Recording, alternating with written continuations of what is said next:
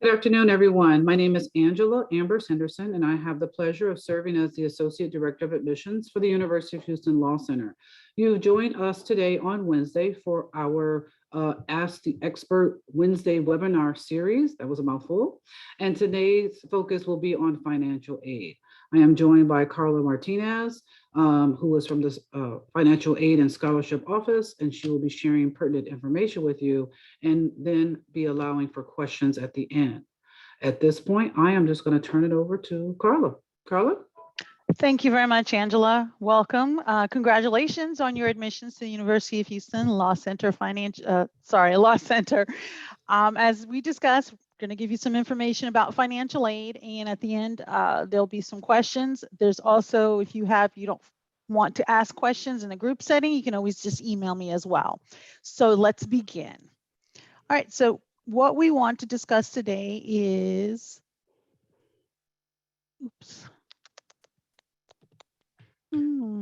sorry, I'm just sharing my screen. Okay.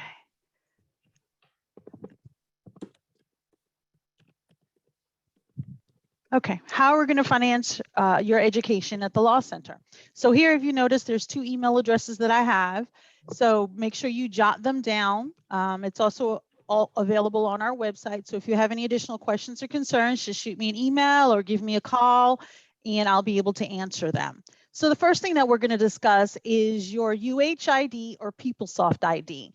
Since everybody's been accepted and they've paid their seat deposit, you have already received your student ID. It's a 7-digit number. And I do ask if you send any emails to me that you include that information in the email. And the reason for that is it's quicker for me to obtain the information, to see what's going on, to quickly able to answer any questions that you have. So you always want to make sure that with your ID, you log into Access UH and you visit My UH, which is your student portal. And you update your mailing address, phone number, and email address. It's very important because what happens is this is the way that we use to communicate with you, not just myself, but also the Law Center. So on your My UH portal, your student portal, you'll have access to your financial aid, registration, your fee bills, your fee payment, to check your grades, and anything else that is needed as a student, you will have access to. So accessing the Student Center will allow you to view your student to-do list. So some students might have some items that are on the to-do list. You might you definitely want to take care of them before school starts. The one item that might be consistent on your to-do list is regarding FERPA, and that's a Family Educational Rights Privacy Act. And what you're basically doing is if you complete that form and submit it, you're just getting other people access to your account. So if it's parent, spouse, anybody that can call on your behalf. Because what happens is that somebody calls on your behalf and that FERPA form is not on file, information will not be able to be disclosed to that person. So it's very important to complete that and upload that as soon as possible. So of course, we want to discuss financial aid. So in order to be eligible for financial aid, you need to be admitted into a degree-seeking program. You also need to maintain the required Law Center GPA of 2.33. You also want to maintain satisfactory academic progress towards your degree program. You must be enrolled in 6 credit hours as a law student. You cannot be in default of any prior student loans. You must be a U.S. citizen or a U.S. permanent resident. Males must have registered with Selective Service between the ages of 18 and 25. Now, of course, many of you on the call might have already completed your 22-23 FAFSA. If you have not, please complete that as soon as possible. You're going to use a school code of 003652. When you're going on the FAFSA website, you're going to notice it says University of Houston. It doesn't say University of Houston Law Center. As we are a part of the University of Houston, that is the correct code to use. Often some students might use University of Houston downtown, and that kind of can delay the FAFSA being processed because you would actually have to go in and make those necessary changes for us to receive your FAFSA. For this present FAFSA for the upcoming year, you're going to use the 2020 IRS tax return. Just so you know, every year you're going to renew your FAFSA, and it's October 1st is when it becomes available. So the FAFSA for the next academic year after this year would be the 23-24 FAFSA.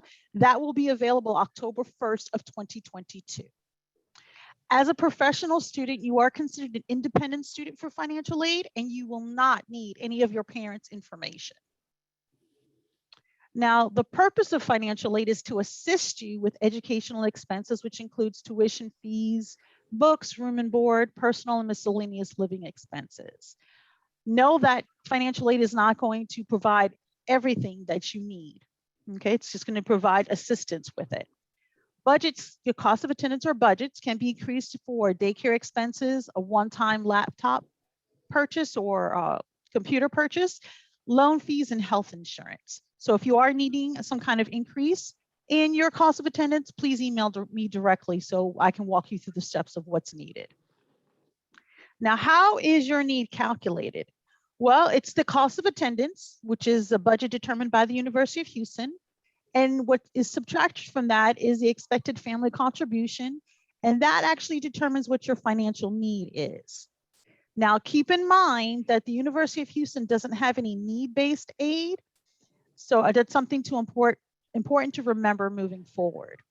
Another item to importance is that to make sure that you're not just relying on financial aid without any other kind of personal resources, because sometimes your financial situation could be a little bit difficult if you're not budgeting correctly.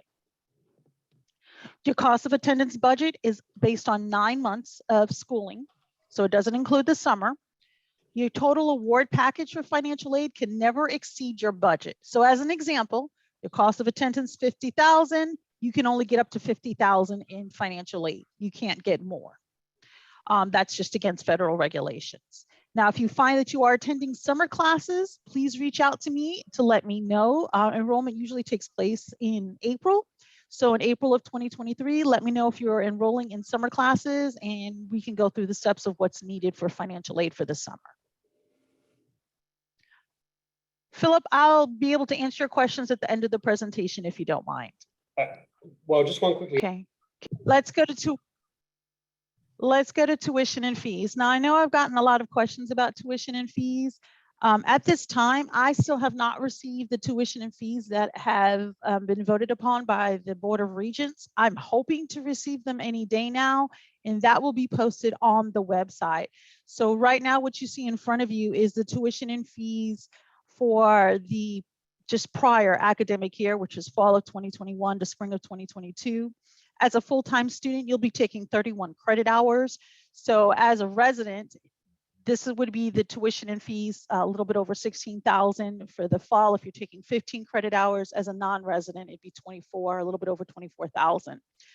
The tuition and fees, from what I understand, is expected to change about 3%, but I don't have that guarantee. That information, if you send me an email, I can send it to you and send you the link as to where it will be posted once I receive that information. I do apologize on behalf of the law school. We're just waiting for the Board of Regents to send that over to us. Okay.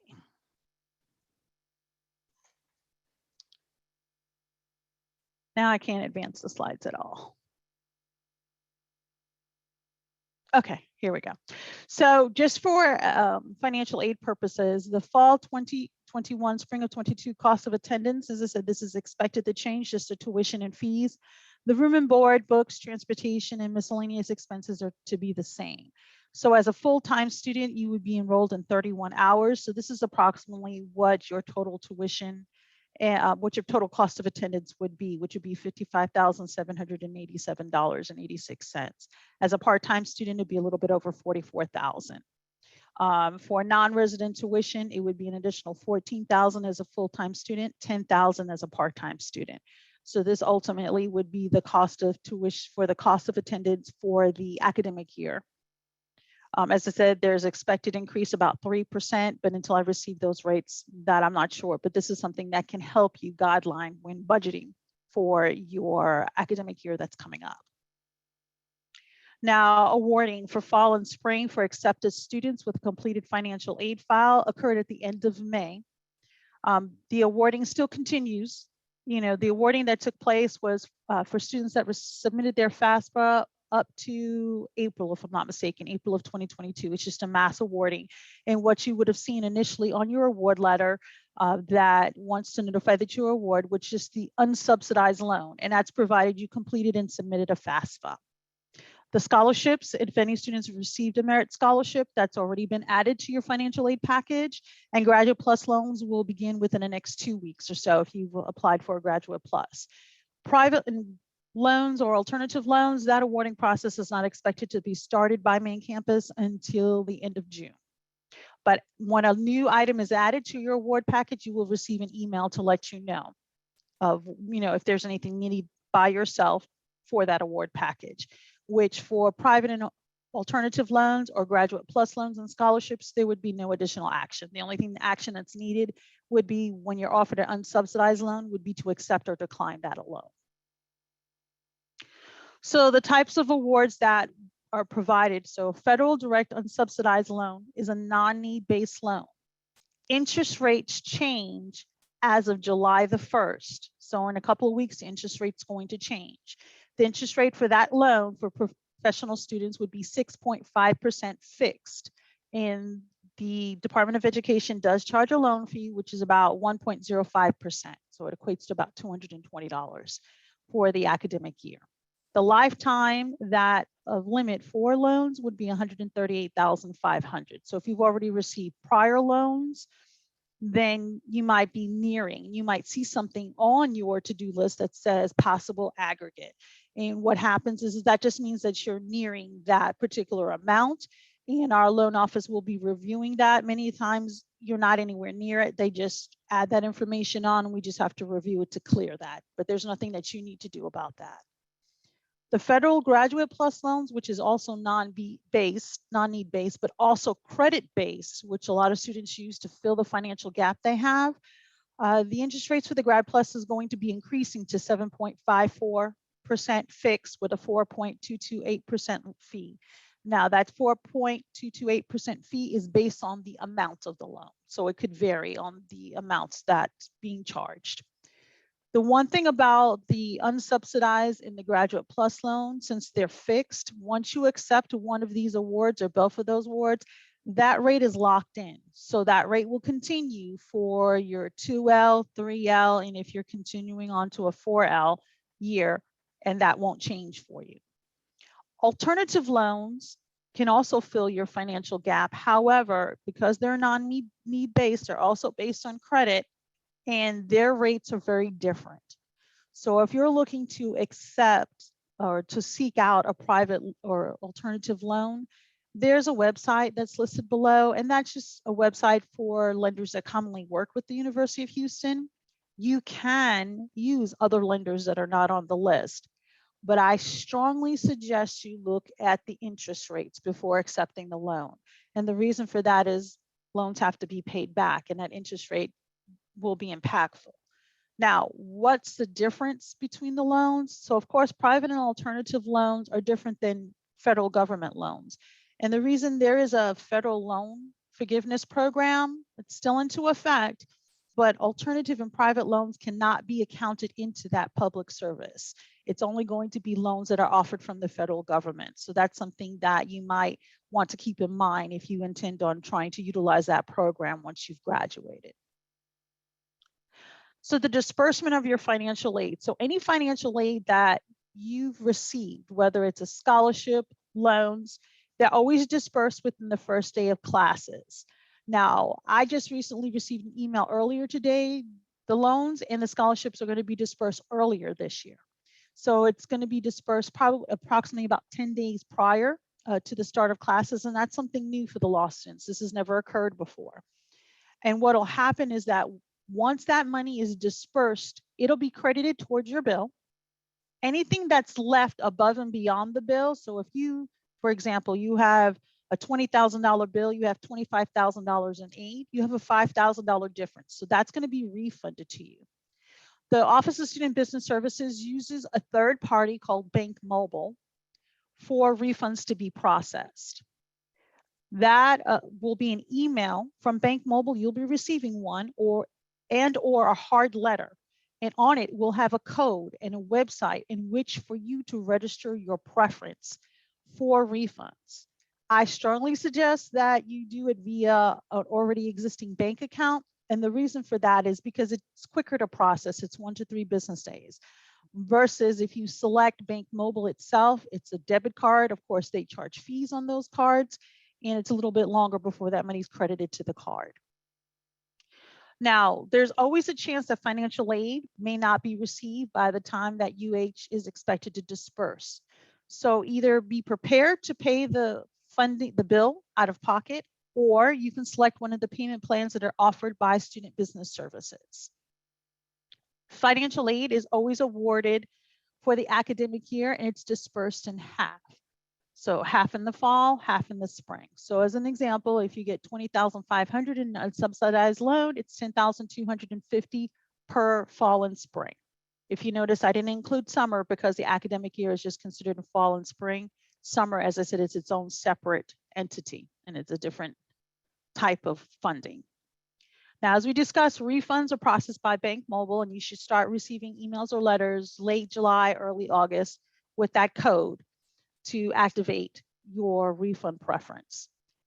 Bank Mobile will always forward the funds via automatic clearinghouse, and once again, within 1 to 3 business days after disbursement, that refund would be sent to you.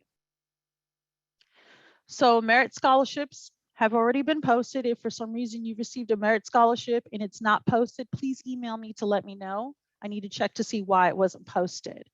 You can view your scholarships online on your student account, but as well as if you're looking for additional scholarships, you do want to visit the Law Center's website because there are scholarships posted and it's currently always updated.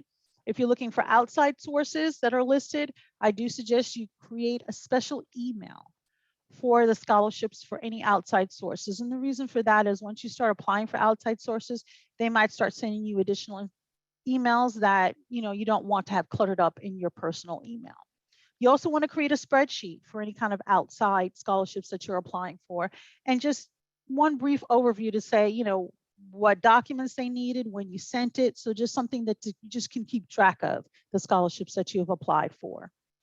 Now, another way to win scholarships as an incoming 1L is that there are Dean's Award ceremonies where scholarships are offered. Usually in the month of January, you'll receive an email regarding the Dean's Award ceremonies, and it will give you instructions on how to apply for the scholarships that are going to be available for that Dean's Award ceremony for 2023. Another way is that at the end of the first 1L year, so in June of 2023, the top performing 1L students will be reviewed for any additional scholarship money that might be available to be awarded. If you do secure any kind of award, an email would be sent to you in July of 2023. So you want to make sure that you're aware of debt that's owed now. So the important thing is that you live like a student now, so you don't have to live like a student when you graduate. So you want to check your annual credit report, clean up any issues now, because all the loans other than the unsubsidized loan are credit-based, and they all have their own criteria. You want to make sure that you're as debt-free as possible when school starts. And something just for you to know, the recent graduating class of 2021 had a debt of $102,000. That's just an overall debt of all the students, with only 67% of the students actually borrowing any type of loans. So those students that were in the military, you can use your GI Bill, you can use Hazelwood to pay towards your tuition and fees. What you would do, just contact me and I'll tell you exactly how and where you're going to need to go to get those processed. For those students that already have existing student loans, you want to get those other loans deferred while you're in law school, and verification of enrollment can be provided to you. However, it will not be available until the 13th class meeting of the fall session. So if you're needing that, just email me to let me know, and this way I can hold on to the information, and when that is available, just have that prepared for you. Texas Tomorrow program can also be used. towards law school, and that I would have to contact you with the person that's in charge of that because they would need some information from you. AmeriCorps can also be used as well. And that's just a matter of you requesting your AmeriCorps benefits, and it's just processed through our scholarships office. So remember, those of you that haven't submitted a FAFSA, submit one now. Use our code 003652. You're going to use your 2020 tax return. If you use the IRS data retrieval process, it's a lot quicker. That's just where it's linked, being the FAFSA form is linked to IRS because they're all federal entities. They just retrieve the data. You don't need to manually input any information. If you have any questions, concerns, contact me at lawfinney.uh.edu. Update your email, mailing address, and phone number and PeopleSoft, because that is the way that we will be able to communicate with you, not just myself, but anybody on the campus if information is needed to be sent to you. All right, any questions?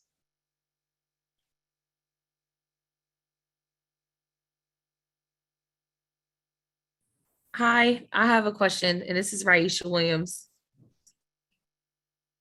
Hi, Raisha. Hi, quick question. So how do we know that we have to apply for a Graduate Plus loan? It's once we get all the information of our cost of attendance that we'll need the. Right, so you can apply for it now. What you Okay. want to do is when you're applying for it, there's several different things to consider, okay? Because you're going to see there's going to be 2 applications out there. So one, you're going to apply for the 2023 academic year, because that's the upcoming academic year.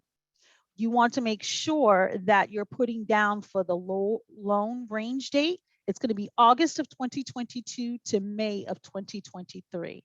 And the Okay. reason for that, as I said, summer is a separate process. So right now we wouldn't even be able to process anything for the summer. So just for the fall and the spring. And when it asks for the amount, you're going to put max. So this way you can get the maximum amount that's available to you. If you find that that's just too much money, you can always decrease it. Okay. All right. Thank you so much. You're welcome.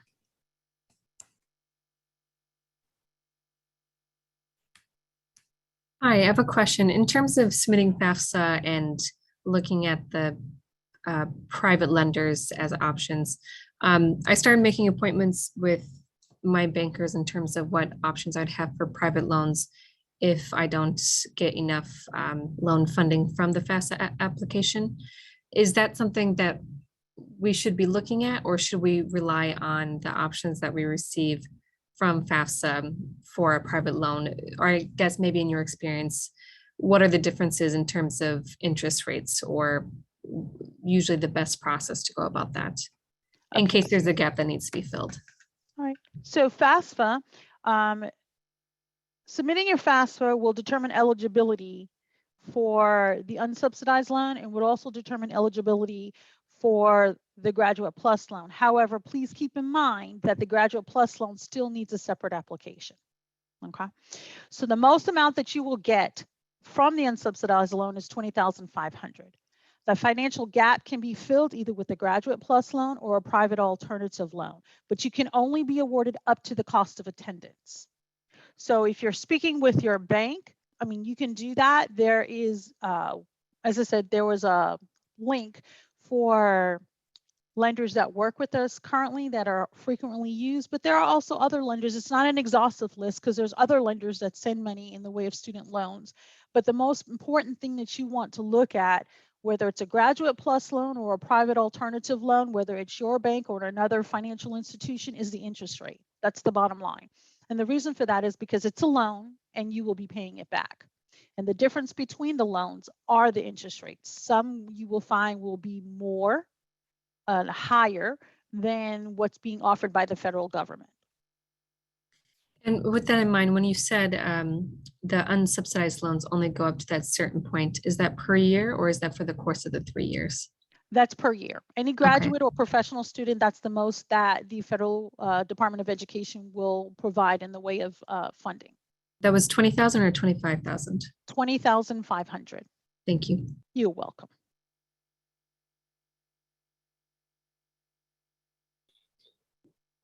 Quick question about selective service. So I didn't move to the US until I was 27.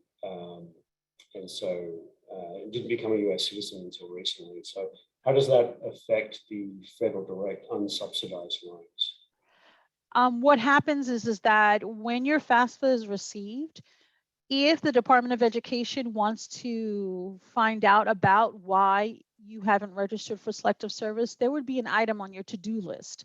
And it's basically a form asking why you haven't registered. And you would just select that you were over the age of 25 and just upload the form. Perfect, thanks. You're welcome. David? Yes, hi, thank you. I may have missed the slide, but I've actually never had to use student loans previously in undergrad, so I'm still a bit confused on what they actually apply to and what qualifies to be used with that money. For instance, parking or transportation or housing, how would that all work out? It's any educational expenses. So the most that you would get for an unsubsidized loan is $20,500. If you're bridging the financial gap with any kind of educational loan that's from a private institution or a grad plus, it's parking, transportation, room and board, anything that has to do with schooling, books, you can use those loans for. Okay, so for instance, like the parking, I'm just given 20,500, so to speak, or 10 to 250 a semester, and I can just use that towards parking, say if that's a big thing, or. Well, what happens is, David, is that parking on campus, once you select a parking pass, it's automatic, it's billed to your student fee bill. If you choose to do that, if you choose to pay out of pocket, you have that option as well. So when the loan disperses, it disperses to your entire fee bill. Okay. Okay. All right, thank you. You're welcome. Jessica?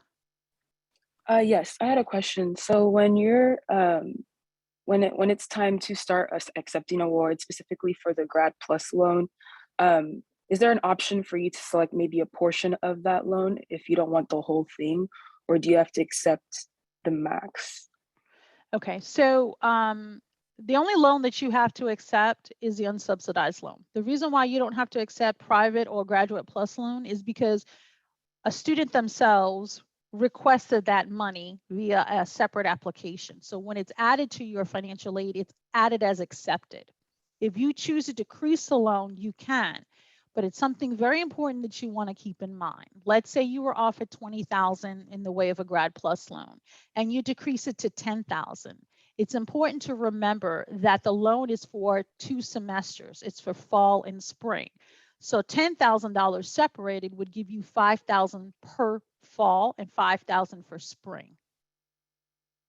Okay, so I was going to say, so if I decide to decrease it, then you can't go back and increase it later. Once you decrease it, then okay. No, you can, but the Okay. thing about it is that you can't, or you wouldn't be automatically able to do that. You would actually have to email me and there would be a process that would need to follow so I can add that additional money back. But it also depends on when the credit check is valid, because there is a date provided for loans, whether it's a graduate plus loan or a private alternative loan, as to when your credit check is valid. If it's expired, then you would need to resubmit a new application. Okay, I see. So once the Grad Plus loan enters your account, I guess it's already, is it coming in as the max amount, and then I would need to reach out to you to do any adjustments? Correct. It's already awarded at the max amount, provided that's what your application said. There are some students that don't request the max and they just say they request a total value of $15,000. Then that's what's added. It's all about what your Graduate Plus application says. So if you put an exact amount, we're going to come as close as we can to that exact amount, because some students, you know, they might have a $50,000 cost of attendance and they put the loan for $50,000. But because they're already getting another loan, that's not possible to get that whole $50,000 in that additional funding. Okay, thank you. You're welcome, Yes. Jessica. I have a question about the loans. Is there a date by when we have to accept these loans? So keep in mind that one, the financial aid for law students is being dispersed earlier. So it's being dispersed by the 12th of August versus August 22nd when classes starts. So that's one thing to keep in mind. So if you're going to delay it, I would not delay it any further than August the 15th. And the reason for that is the bills for fall are going to be due August the 16th. And you want to make sure that your aid reflects that it's pending for that particular semester, because what will ultimately happen is that if you have a bill that's not paid by the 16th, or you haven't selected a payment plan, the Office of Student Business Services will review the account to possibly disenroll you from classes. So you want to make sure that pending financial aid is showing as pending to avoid that. Perfect. And then if we were to reduce the amount that we want, does that set a precedent that we don't need that much financial aid, or it's okay for us to reduce it and we could still be offered the same amount next year? Okay, so let's go back a minute. So no, it doesn't set a precedent, but what happens is that based on your application, even if you decrease the loan, so if the next application comes in and says max for the next academic year, we'll offer max. But based upon the tuition and fees, so your cost of attendance is affected by tuition and fees. If you're not enrolled in the same amount of classes, the loan might be less than it was the prior year, because it's also, that is factored into offering the loan, because that's part of your cost of attendance. Perfect. And then my last question is, you were saying that FAFSA was only for loans.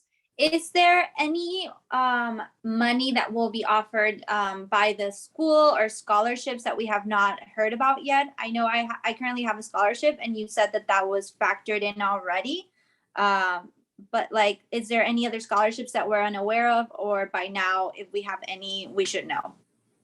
If you've already received a scholarship from the Law Center, so it'd be for incoming 1L students, it would be the Dean's Merit Scholarship, you would have already been informed. However, throughout your academic career, you want to make sure that you're reviewing the website for the Law Center, because there are scholarships that are posted.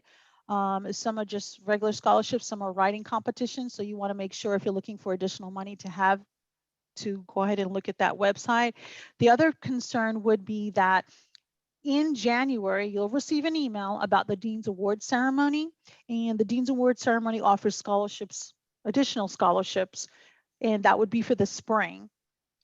So what you would want to do is make sure you're looking at your emails, because once that email comes in, it'll tell you how to apply for those scholarships. So it's just an ongoing process. So right now, if you've already gotten a Dean's Merit Scholarship, that's the scholarship that you will receive, unless you've already sought out outside scholarships and you might be getting something from outside, or, once again, looking at the website and applying for additional scholarships.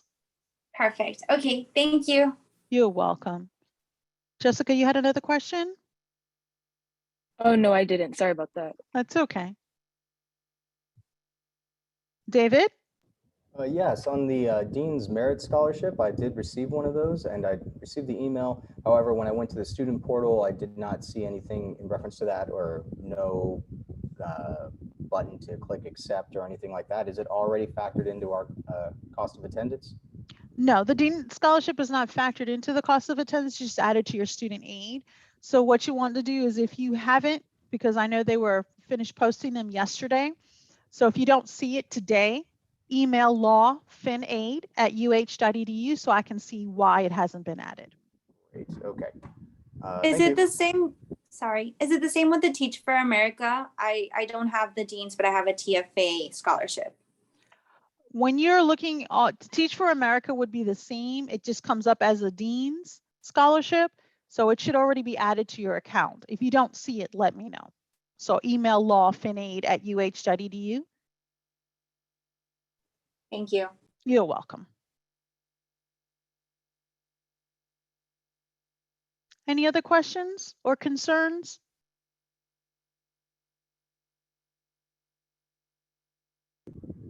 Abel?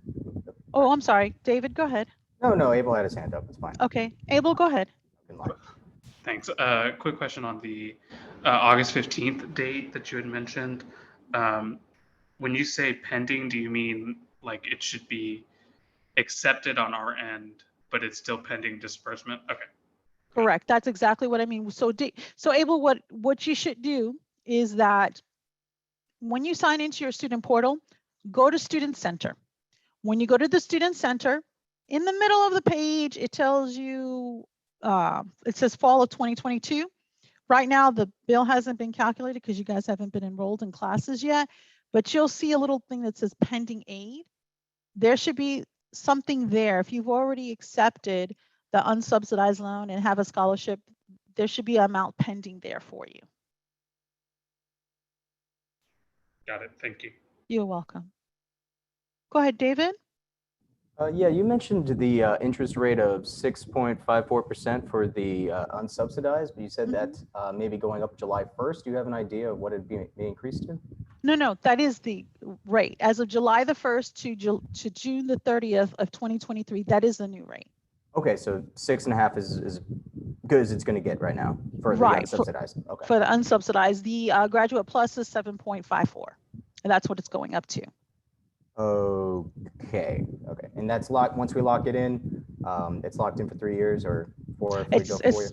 Correct. It's locked in for the length of the time that you're needing these loans. Just remember, you're always going to have to apply for a Graduate Plus loan each academic year if you're going to be using that loan, as well as any kind of private loan. So it's not a continuation. You always have to submit a new application for the new academic year. Great. Okay. Thank you. You're welcome. Any other questions? Yes, I actually had one more question. In Sure. regards to health insurance, is that included in our tuition, or is that something we need to add additionally to our expenses? It's not included in your tuition. The only ones that it's included for is international students.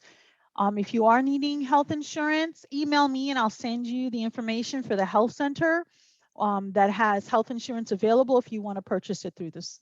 Well, if you want to purchase it using the health insurance offered to our students. Okay. All right. Okay. Thank you. You're welcome. Any other questions? Hey, Carla, this is Angela. Could you drop the email in the chat? Oh, for I them? sure can. Hold on. Let's see. And while she's doing that, I'll take any more questions that you may have. If there are no questions, I do want to let you know that this series continues. Our Wednesday Ask the Experts, if you will. And the next one, I believe, is going to be in 2 weeks from today. And that's going to be on student services. And so our Assistant Dean, Monica Mensa, will be on to answer questions about student services, student life, organizations, things like that.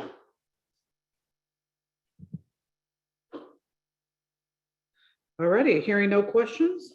Thank you so much, Carla, for joining us. She's dropped her email in the chat. Should you have additional questions that might come up, you know how it is. As soon as we log off, you go, oh no, I remember something. So she would be more than happy to answer your questions. And thanks so much for joining us. Have a great day, everybody. Thank you. Bye-bye now. Thank you very Bye. much. Thank you. Bye. Thank you.